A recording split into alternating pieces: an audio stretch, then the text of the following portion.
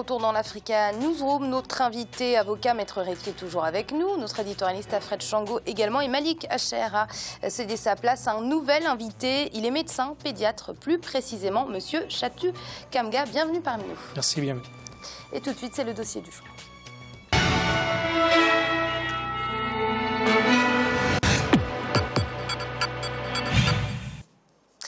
Au Mali, la santé est une question prioritaire et pour cause. Le taux de mortalité infantile est toujours trop important. C'est pour mettre un terme à ce fléau que Djantoli Veille en Bambara a été créé. Il s'agit d'un carnet de santé dématérialisé qui permet le suivi à distance des nourrissons et enfants. Ça se passe au Mali et au Burkina Faso. 6000 familles au total sont abonnées à ce dispositif dans les deux pays. C'est un reportage de notre correspondant au Mali, Mokhtar Bari. Commentaire Siam Lo Victoria Sedji. Au Mali, la santé publique est une priorité nationale. Le pays compte en 2011 963 médecins généralistes, dont 883 permanents. Le district de Bamako et la région de Koulikoro détiennent le plus grand effectif avec un personnel de santé évalué respectivement à 350 et 161. Le nombre de médecins spécialistes est de 415, mais la majorité reste concentrée à Bamako avec 78% de pédiatres, 53% de gynécologues et 64% de chirurgiens. Malgré les efforts consentis pour renforcer les centres de santé en personnel qualifié, les structures d'accueil se trouvent vite débordées. Ainsi, le taux de mortalité infantile au Mali avoisine les 83 décès sur 1000 patients, soit 40 de plus que la moyenne mondiale. Afin de trouver une solution, des initiatives sont mises en place en étroite collaboration avec les autorités sanitaires. Parmi ces initiatives, Djantoli ou Veille en langue bambara. Il s'agit d'un projet visant à rapprocher les patients des centres de santé. Créé en 2007, Djantoli consiste à recueillir à domicile des informations sur l'état de santé des enfants de 0 à 5 ans. Une application recueille les informations à l'aide d'un smartphone. Elles sont ensuite envoyées dans une base de données à la disposition des médecins qui décident ou non de convoquer les patients au centre de santé le plus proche. Depuis janvier 2010, cette initiative est fonctionnelle dans la commune 3 de la ville de Bamako et en commune 4 en août 2016. Comment est-elle mise en place sur le terrain? Comment est perçu Djantoli dans les communes pilotes? Qu'est-ce qui la différencie des consultations ordinaires? Le Djantoli est une initiative utilisant les nouvelles technologies pour réduire la mortalité infantile. À ce jour, il compte 1700 abonnés. Le projet Djantoli, c'est un MMO 3 volets. Le premier volet, c'est l'accès aux soins. Donc nous proposons aux familles d'abonner leurs enfants à un service à bas prix qui combine un suivi à domicile et une assurance santé.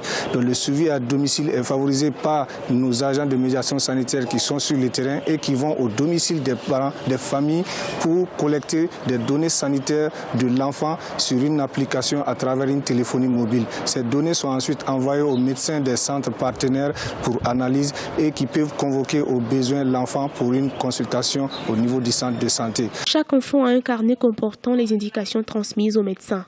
Les mères suivent attentivement les conseils des médecins après consultation. Elles peuvent, au besoin, contacter l'agent de médiation dans le cas où la situation sanitaire de leur enfant s'améliore ou se dégrade. Ça m'apporte beaucoup de choses parce que moi-même j'ai 3 enfants. Depuis avec mon premier, elle suivait. Bon, actuellement lui il a plus de 6 ans. Donc il n'a plus l'âge de faire la pèse. Donc maintenant j'ai 2 enfants qu'elle suit. Moi-même je suis étudiante, je ne suis pas à la maison à chaque fois. Donc elle passe, elle voit. Si elle voit quelque chose, quand je reviens au retour, on me dit et puis ça me permet aussi de savoir beaucoup de choses sur l'enfant aussi. Habituellement, les médecins reçoivent chaque matin plus d'une 50aine de consultations dans les formations sanitaires. Avec la méthode Djantoli, le nombre de consultations diminue. Grâce à son téléphone, l'agent de santé consulte à tout moment. Actuellement, nous avons au total plus de 1700 abonnés au programme Djantoli. En moyenne, on a 3 à 4 consultations, voire 5 consultations par centre partenaire, parce qu'on a 5 centres partenaires au niveau de la commune 3. Cette initiative qui séduit bien de personnes s'étend à d'autres zones. Une représentation du projet est au Burkina Faso depuis 2012. En août 2016, Le projet s'est implanté dans la commune 4 du district de Bamako. Il est de plus en plus sollicité dans les autres communes. Nous avons un volet éducation de la santé, dont les agents de médiation sanitaire organisent souvent des visites à domicile et des causeries sur certaines thématiques particulières à la santé pour inciter les familles à adopter des changements positifs dans l'offre de soins. Ensuite, nous avons un volet amélioration de la qualité, dont nous accompagnons aussi les centres partenaires à améliorer l'offre des soins fournis aux populations dans les structures de santé. Née en 2007, l'initiative dénommée Djantoli prend forme au Mali depuis janvier 2010. Elle est de plus en plus sollicitée par des pays voisins et des villes à forte densité. Le Djantoli a contribué à diminuer les files d'attente dans les centres de santé. L'ambition des concepteurs est de véritablement prendre en compte très prochainement les enfants au-delà de 5 ans ainsi que leurs mères. De plus en plus d'initiatives dans le e-santé se développent au Mali. Dernière en date, l'application Bougou de Cheikh Oumar Bakayogo, qui est un outil de télé-expertise disponible via un ordinateur connecté à Internet. Elle permet aux médecins des zones reculées de demander des avis à des spécialistes. Alors, on va rappeler quelques chiffres. Au Mali, le taux de mortalité des enfants de moins de 5 ans figure parmi les plus élevés au monde. On comptait 83 décès d'enfants de moins de 5 ans pour 1000 naissances au Mali en 2015, quand la moyenne mondiale s'établit à 43 décès pour 1000 naissances. On atteint pratiquement le double de la moyenne mondiale. On a un pédiatre autour de ce plateau. Monsieur Chatu Kamga, plus que jamais, la santé au Mali doit être une priorité. La santé est une priorité, d'autant plus que les chiffres parlent d'eux-mêmes. Donc on a un taux de mortalité qui est quasi le double de celui qui est observé dans d'autres pays. Et les enfants meurent de quoi? Ils meurent des principales maladies qui sont évitables, que ce soit la diarrhée, la diarrhée aiguë qui est l'une des causes, et puis les infections pulmonaires. Et aussi le décès des nouveau-nés représente la principale cause parmi les décès de moins de 5 ans. Donc il y a un problème de santé majeur, surtout la santé infantile, et cette initiative ne peut être que la bienvenue, d'autant plus que ça permet un meilleur suivi des enfants, meilleur suivi dans ce sens. Un carnet de santé en général, donc on est en train de parler d'un carnet de santé électrique. Dans les pays de l'OCDE, on parle encore d'un carnet de santé papier, permet une traçabilité, un suivi de l'enfant de sa naissance jusqu'à l'âge adulte. Je dirais même que ce serait mieux d'intégrer la femme enceinte, d'autant plus que Ce qui est en projet d'ailleurs. Mais évidemment, puisque quand on regarde causes et décès, l'âge clé dans des enfants de moins de 5 ans, c'est les nouveau-nés, les moins de 28 jours. Ils représentent les premiers concernés par les décès, donc décès néonatal, comme on l'appelle. Donc, intégrer les femmes enceintes dans ce projet permettrait de suivre de manière confortable les grossesses et puis de pouvoir très rapidement observer les facteurs de risque pour pouvoir éviter ces décès en période néonatale. Donc, je disais, le carnet de santé, ça permet de suivre l'enfant de sa naissance à l'âge adulte. Dans le carnet de santé, on a le côté thérapeutique, c'est-à-dire vous êtes malade, le médecin note tout ce qui a observé, le traitement en cours. Ça permet aussi la prévention. La prévention dans ce sens que dans le carnet de santé, vous avez une courbe, ce qu'on appelle une courbe staturo-pondérale, le poids, la taille, qui sont des éléments indispensables dans le suivi, dans le développement psychomoteur de l'enfant. Il y a aussi le statut vaccinal, qui est la prévention, qui permet de savoir est-ce que vous avez été vacciné, sachant que le vaccin aujourd'hui dans les pays à revenu a quasi réduit à zéro le taux de mortalité de plusieurs maladies. Alors, Alfred, au total, dans les deux pays, 6000 enfants sont désormais suivis par Djantoli et seuls 6 décès dans les familles inscrites ont été enregistrés selon les chiffres de l'association. On peut clairement parler de résultats très, très concluants. Ah oui, mais plus que très bien concluant, c'est excellent. Puisque effectivement déjà ce suivi qui est fait très tôt, qui permet, comme l'a dit le reportage ou le docteur Hervé, de pouvoir prévenir un certain nombre justement des risques que les enfants, les bébés, les enfants peuvent encourir. Mais 6000, c'est aussi très peu, c'est-à-dire qu'il faut élargir l'assiette justement de ce suivi-là. Alors justement, ce service a un coût, malheureusement, entre 500 et 1200 francs CFA par mois. Ce n'est pas cher, mais tout est relatif. On le sait, les besoins en matière de santé sont les plus criants en zone rurale. Maître Réti, là où bien évidemment les populations ont le moins de moyens financiers.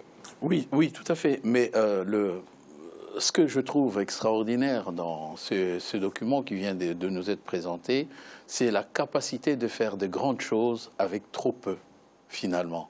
puisque de quoi ils ont eu besoin? Ils ont eu tout simplement à exploiter le téléphone portable, un ordinateur ou 3 et 4, et la situation un peu d'intelligence, et la situation des enfants était améliorée.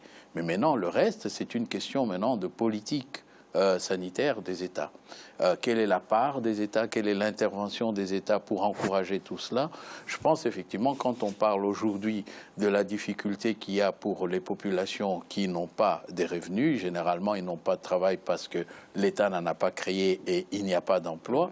Donc on aurait pu imaginer que cela puisse être relayé par le ministère de la Santé qui s'organise de manière à généraliser tout ça. Car en fait, encore une fois, au moment où on était en train d'expliquer ça, je me souviens qu'à l'époque, il y a des années, il y avait, je crois qu'il se souviendra, des services d'hygiène faisaient dans nos secteurs.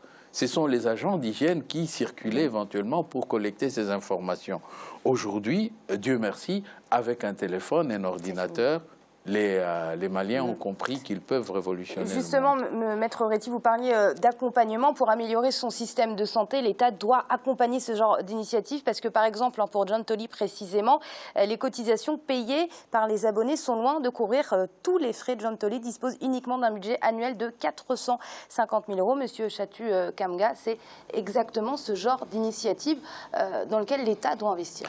Mais une politique de santé d'un pays est faite par l'État. Je suis désolé, je l'ai déjà dit, je le redis. C'est l'État qui fait une politique de santé. Ce qu'ils font est une politique à petite échelle.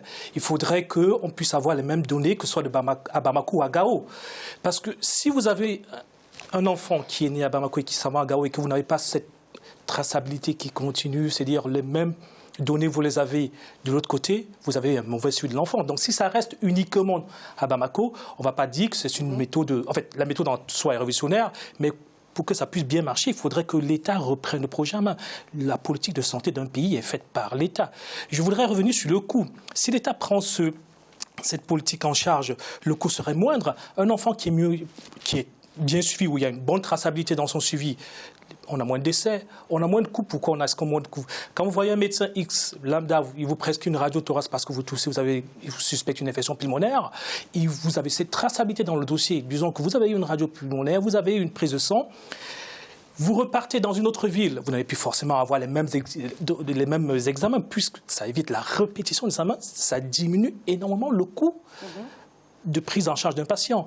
Donc je pense que c'est déjà bénéfique même pour l'État parce qu'on a toujours l'impression qu'en faisant les choses de manière aiguë, on fait moins cher, ce qui est complètement faux. La prévention, ça a été prouvé par tous les statistiques, est largement moins chère que la santé en phase aiguë. Et puis, Alfred John Tolley ne règle pas le problème du manque d'hôpitaux en zone rurale. Non, ça c'est vraiment la plaie, pas seulement pour le Mali, mais pour beaucoup de pays africains. Si je prenais le cas de la RD Congo, puisque voilà, c'est l'un des cas que je connais le mieux. À l'époque coloniale, il y avait un peu partout comme ça, soit un hôpital de référence et puis des centres de santé un peu partout qui permettaient justement cette prise en charge, mais tout cela a été détruit. Et les campagnes sont souvent vraiment les oubliés de tous ces projets intéressants. Et là, je pense effectivement qu'il y a un gros effort à faire vis-à-vis de la ruralité, de la prise en charge justement des paysans, des villages, parce que souvent, ils en sont restés à quoi? Mais aux traitements traditionnels, au fond, médicaux traditionnels. Et puis avec toujours ces risques de mortalité. Donc les États doivent, et là en l'occurrence pour ce qui est du Mali, penser vraiment une politique à destination de l'arrière-pays qui permette justement l'accès à ces soins-là, même à cette expérience John Tolley à tout le monde. Maître Retti ? Ce qui est aussi intéressant, c'est que voilà, là, dans un pays ou dans une région, il y a trop peu de médecins. Ce travail déjà fait que le médecin, au moins, est déchargé de tâches qui ne sont pas vraiment les siennes. Et c'est très important que le médecin ait le temps et trouve le temps de se concentrer sur l'essentiel. Et c'est ça le résultat de ces... c'est l'un des résultats de ce travail. Monsieur Chatu Kamga, on parle de la construction de nouveaux hôpitaux en zone rurale, mais il faut également réhabiliter ceux qui sont construits depuis des années dans nos capitales. Mais c'est bien de construire des hôpitaux. Déjà, il faut du personnel pour y travailler. Il faut les moyens pour pouvoir travailler. Donc, je pense que les bâtiments ne suffisent pas. Il faut du personnel, il faut des moyens assez conséquent. Et puis, il faut un processus de traçabilité, de suivi du patient. Et je pense que avec moins de médecins, avec ce système qui est en train d'être créé au Mali, ça pourrait être un palliatif à ce manque de professionnels de santé. Ça ne va pas complètement résoudre le problème, mais ça va permettre au moins d'avoir des agents de santé, on peut les appeler comme ça, qui pourront suivre régulièrement le bébé à travers le poids. Vous savez, le poids d'un bébé, par exemple, c'est très important dans l'évolution du bébé. On va parler peut-être de malnutrition tout à l'heure. Vous savez que la malnutrition est la troisième cause indirecte de mortalité, indirecte ou directe, on peut les associer deux, chez les moins de 5 ans. Donc ça permettrait de savoir déjà comment est-ce que l'enfant prend le poids, est-ce qu'il mange bien, est-ce qu'il mange pas mal, est-ce qu'elle a mis assez de montées laiteuses pour pouvoir bien le nourrir, ou est-ce qu'il faudrait pallier et là refaire au médecin. Donc c'est bien d'avoir les murs, mais il faut du personnel. Et je pense que ce système pourrait pallier à ce manque de personnel dans les zones rurales et faire avancer les choses. Et c'est l'heure de marquer une courte pause. On se retrouve dans un instant pour la suite de l'Africa News. On remet tout de suite.